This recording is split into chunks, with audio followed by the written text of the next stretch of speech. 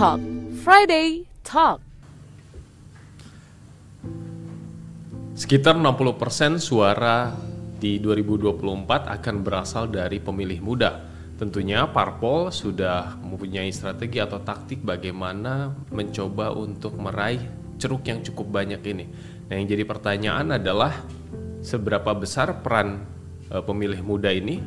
Apakah dia hanya menjadi target suara saja atau dia juga akan menentukan substansi atau arah negara mau kemana?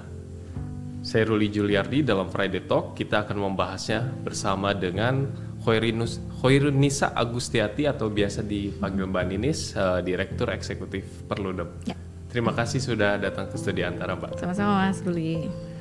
Jadi dulu Perludem nih sebelum pemilu 2019 itu bilang kalau kondisi pemilih muda itu masih jadi penonton.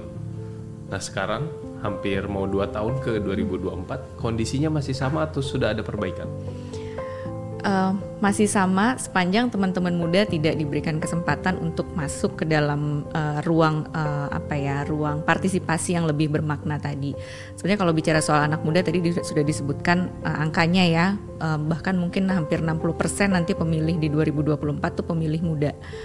Nah tapi kalau dibilang apakah teman-teman muda ini apatis, saya yakin tidak gitu ya, karena teman-teman muda ini juga mulai banyak yang mereka sampaikan gitu ya, misalnya kayak hashtag reformasi di korupsi itu kan juga teman-teman muda yang menginisiasi gitu ya, dan mereka pun sekarang saya rasa kalau ada yang bilang gitu ya, oh anak mahasiswa nih cuman demo gitu ya, bisanya cuman demo, saya rasa enggak juga, karena mereka tuh sudah banyak juga kajian-kajian yang mereka bikin gitu ya, basis datanya pun juga banyak.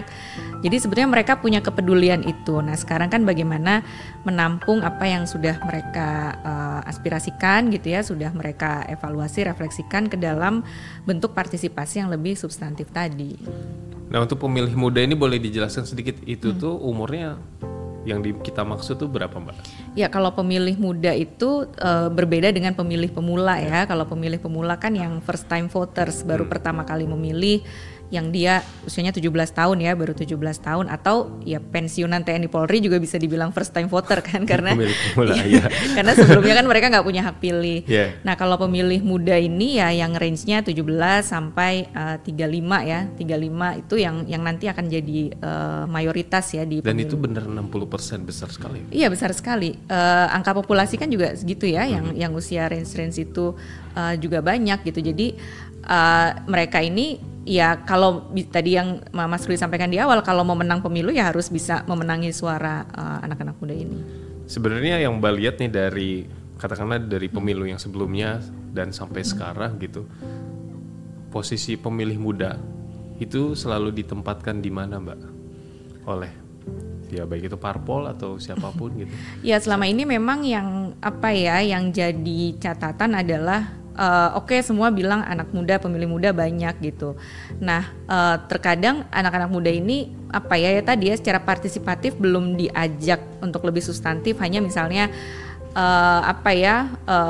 bisa dikatakan pimpinan-pimpinan atau elit-elit partai itu menggunakan anak muda dalam tanda petik ya, gayanya aja gitu loh, yang pakai jaket bomber misalnya, pakai sepatu Keds, kan nggak itu untuk merepresentasikan anak muda. Oke, secara penampilan gitu, tapi ya tadi bagaimana yang mereka juga diajak bicara, misalnya contoh sederhana gitu ya, dalam sebuah pemilihan kepala daerah misalnya, kan kalau anak muda itu kan identik dengan kreatif gitu ya, mereka aktif, tapi misalnya ternyata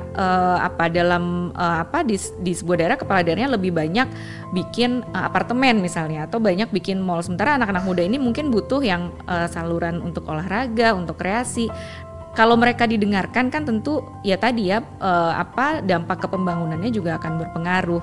Nah sekarang anak-anak muda ini bahwa di setiap partai politik punya sayap kepemudaan gitu ya, hampir semua partai politik punya itu, tapi apakah suara-suaranya itu juga tertampung di situ gitu, karena akses yang ada akses yang terbatas gitu ya untuk teman-teman muda ini bisa masuk ke ruang politik formal.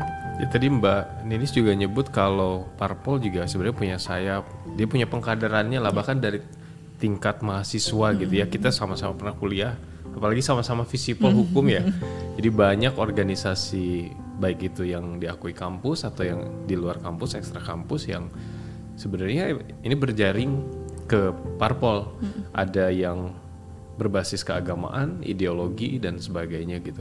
Apa itu kurang cukup, Mbak? Karena kan ada beberapa memang kader dari mereka yang sampai ke Jakarta dan bisa jadi katakanlah anggota parlemen baik itu pusat atau daerah. Ini masih kurang. Ya, organisasi intrakampus ini menurut saya baik gitu ya. Jadi dia bisa jadi pintu masuk ya untuk teman-teman muda tadi ya. Kalau memang dia mau meniti karir di politik, itu bisa jadi saluran gitu. Nah, tapi kemudian kan memang untuk bisa sampai ke tingkat yang diharapkan, tingkat elitnya katakanlah, kan memang nggak mudah ya. Semakin ke atas tuh mungkin barriernya semakin tinggi gitu, semakin tebal. Nah sekarang bagaimana teman-teman yang tadi ya misalnya berasal dari organisasi itu bisa ke sampai ranah politik, ketika dia sudah di sana membuka juga nggak akses untuk teman-temannya gitu, atau jangan-jangan begitu sudah sampai di dalam ya ikut nyaman di sana. Nah ini yang masih jadi catatan gitu ya. Jadi kalau dia sudah nyaman di sana, jangan-jangan udah terputus tuh koneksinya dengan gerakan anak-anak muda tadi.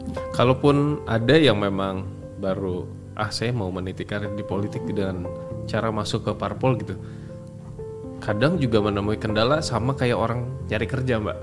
Jadi daftar parpol, kamu punya pengalaman nggak? Nggak ada, cari pengalaman dulu. Ya makanya saya daftar parpol, supaya cari pengalaman. Nah, jadi itu, seperti itu.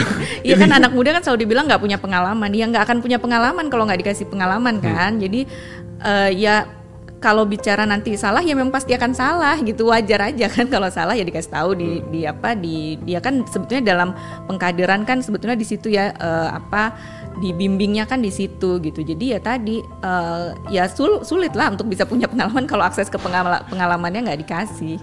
Nah ini Perludem juga pernah nyebut kedekatan parpol dengan pemilih muda hanya 6-8%. Ini maksudnya seperti apa kedekatan? Oh itu maksudnya Party ID Mas, jadi ada yang namanya Party Identification. Jadi itu untuk mengukur seberapa dekat sih masyarakat Indonesia sama partai gitu. Kalau kita sering kasih contoh Amerika ya. Kalau Amerika kan orang bisa dengan bangganya bilang saya Demokrat atau saya Republik, itu clear gitu ya.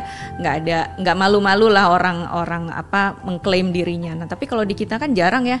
Saya misalnya Mas Ruli gitu, itu kan jarang karena tadi tingkat kedekatannya tuh hanya 6-8% aja. Artinya yang dekat sama partai ya cuman segitu. Yang lainnya tidak punya kedekatan dengan partai politik. Kalau misalnya dia punya basis organisasi massa yang terafiliasi dengan partai gitu ya. Kalau boleh disebut misalnya kalau NU mungkin terafiliasi dengan PKB misalnya, kalau Muhammadiyah dengan partai apa. Tapi juga berapa banyak yang terafiliasi seperti itu. Jadi memang orang Indonesia nggak dekat sama partai karena kondisi ini tuh beda dengan tahun 70-an misalnya yang secara ideologi masih kental ya, orang ya kental aja. Nah sekarang kan semakin kesini tuh semakin memudar gitu. Nah kalau situasi ini mungkin juga disadari oleh partai, makanya daripada susah-susah ngomongin programnya apa, visinya, ideologi apa gitu ya, toh orang nggak dekat juga ya. Kadang-kadang yang dijadikan komoditas tuh ya isu-isu yang kayak identitas misalnya gitu ya, itu yang dijadikan komoditas dalam pemilu. Ada latar belakang yang lainnya gitu ya, ada pengaruh agama misalnya, etnis, latar belakang organisasi yang pasti akan mempengaruhi bagaimana kita mengambil keputusan atau mendukung sesuatu atau menolak sesuatu. Tapi pada intinya ketika ada isu bersama, saya melihat teman-teman muda tuh masih dalam masih bersama lah ya, nggak untuk isu-isu besar tertentu ya.